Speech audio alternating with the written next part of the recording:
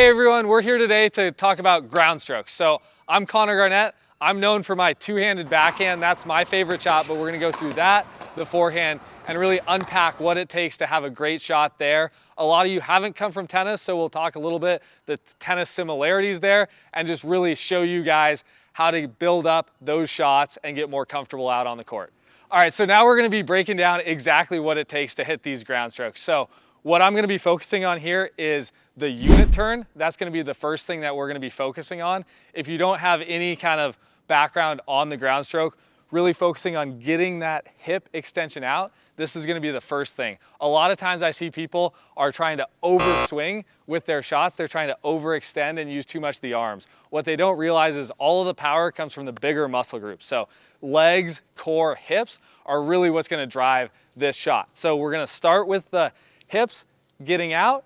Then once you feel comfortable, you're getting the hips out here, we're gonna focus on the legs. This is where a lot of your power is gonna come from, is this extension through. That's building it up. And then finally, we'll add a little bit of that flare through it. When you are swinging through the ball, what you wanna be thinking about is having kind of two contact points. You wanna have your first contact point where you actually hit the ball, and then you wanna extend, so if you're going down the line, you wanna have a second contact point out in front so you're still pointing towards that target.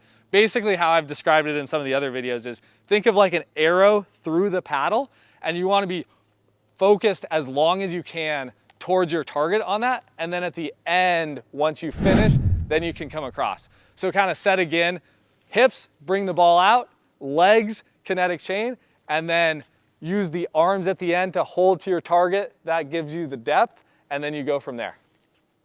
All right, so now we're gonna break that down while we're actually hitting. So step one, rotating the hips here. I'm just not overdoing it, just short swing, letting the hips come through.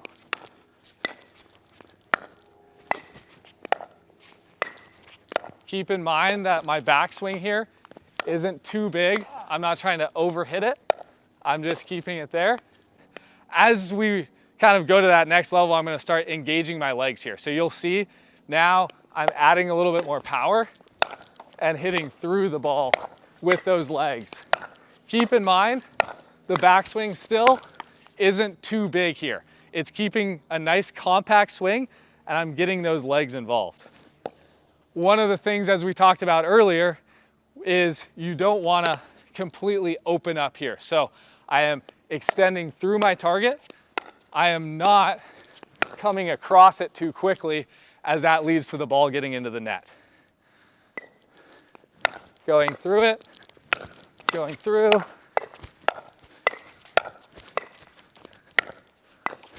All right, so now we've covered the backhand.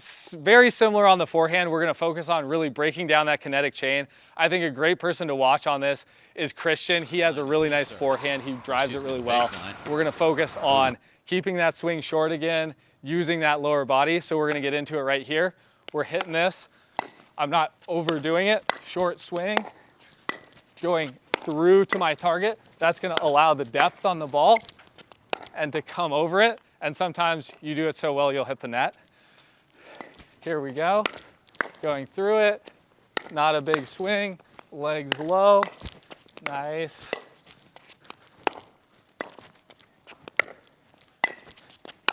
Perfect. And so as you see there, it's all about that kinetic chain. So when you guys are practicing this, having someone at the net to just hit it back to you, using a lot of footwork, getting that lower body engaged here is really what's gonna be that kind of difference maker to get yourself up to that next level.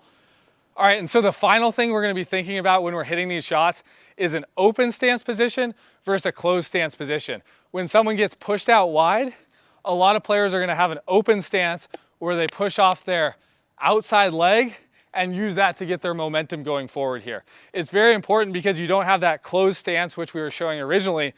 That weight shift is a lot more natural on the closed stance. See how I'm shifting from my back leg to my front leg here. When we're going out wide, planting off that right leg and going forward, you want to be thinking about that. This is a little bit more on the advanced side, so I would start by working on the weight shift with the closed stance, but then as you feel comfortable, getting that open stance here is very important. Similarly on the backhand, you're going to do the same thing, except with my left leg here, I'm gonna push off. I'm gonna use my right leg to go heel toe to naturally give me that momentum to go forward through the ball, and I'm gonna let that back leg follow through. So set again, left foot, heel toe, weight shift through.